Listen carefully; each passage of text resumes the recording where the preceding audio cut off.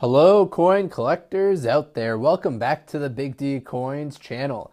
Today's video we're going to be talking about one of my favorite era coins, that is the Speared Bison nickel. The 2005 Denver Mint nickel has some known errors out there. In fact, PCGS states that there are approximately 5,000 known errors out there.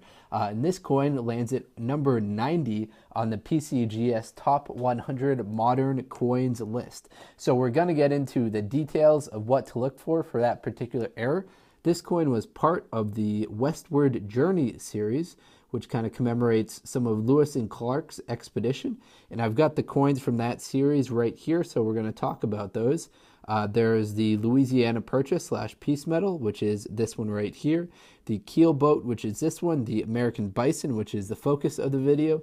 And the Ocean in View. And then starting in 2006, we have the Return to Monticello. Now, the Return to Monticello can be seen on this one right here, which we'll look at a little bit more in details and explain to you exactly what that is. For a while, I didn't really understand what the Return to Monticello significance was, but actually let's talk about that first.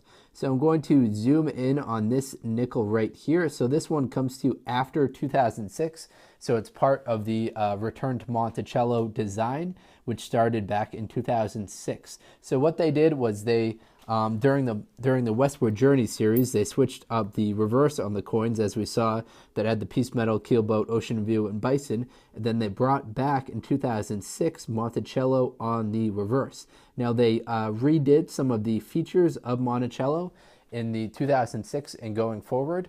Some of those features were the facets of the dome of Monticello had been restored. So just a little bit of different design on the facets of the dome of Monticello. The balconies of the building have been reworked. Relief has been restored to the details around the door and windows to reflect more of Felix Slange's original work. So that's what we're looking at, and when you hear people talk about the Return to Monticello coin, so it's just a reworked version of Monticello. So Monticello actually has a rather interesting history that I found rather interesting. The real interesting part of it is that Thomas Jefferson designed it all completely himself. He began construction when he was 25 years old in the year 1968, and it wasn't completed until 1823, when he turned approximately 80 years old. So that is quite an accomplishment right there. He pretty much spent his whole life building Monticello. He was a known horticulturist, which means that he's real into plants, and he planned and designed a lot of the landscape of Monticello himself. So that's probably why it's so well known, because it took him so long to design. He put a lot of attention to detail in it. So it's cool that in 2006 they updated the nickel to reflect some of this updated features and really capture all the things that they wanted to with the original design. Now let's get into the focus of today's video, this one down here. I'm going to move it for you so we can get some great lighting on it. The Speared Bison. So the Speared Bison, what that particular error is, let me give you the details of that. So the coins containing a die gouge were referred to as a Speared Bison nickel. Within a couple of days from when the coins were discovered, they were immediately selling for well over $100 raw or in any condition. So what a raw coin means is that it hasn't been graded. Now you can see those coins on eBay. You can see them at coin shops. They're just a coin that's not going to have that plastic casing around it that's graded by a company like PCGS or NGC. So the die gouge for this Speared Bison runs kind of vertically right there. It looks just like a spear.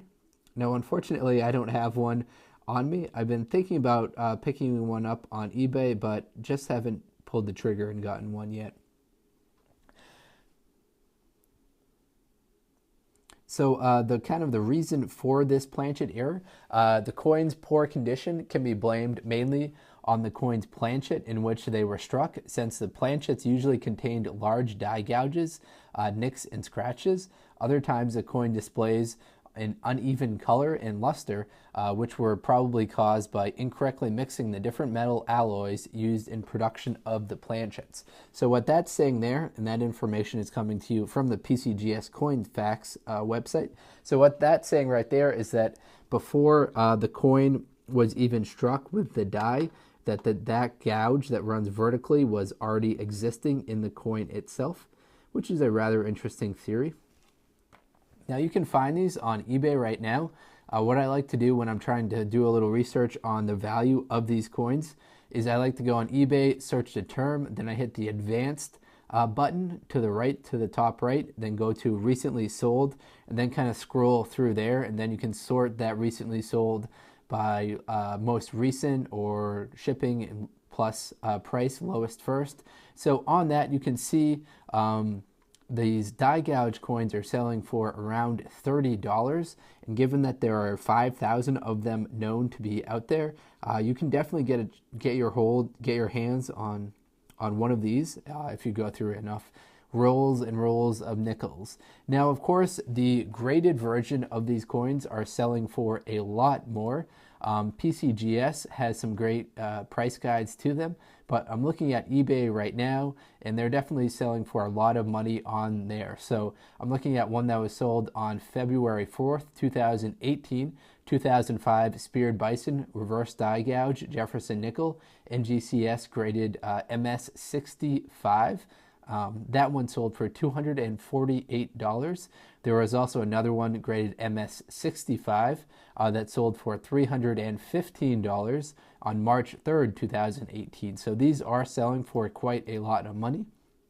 The official price guides on them on the PCGS website, they have the price guide for a Mint State 65 at $410, Mint State 66 at $1,000, and a Mint State 67 at $5,000. Now, PCGS hasn't verified any of the MS67s yet.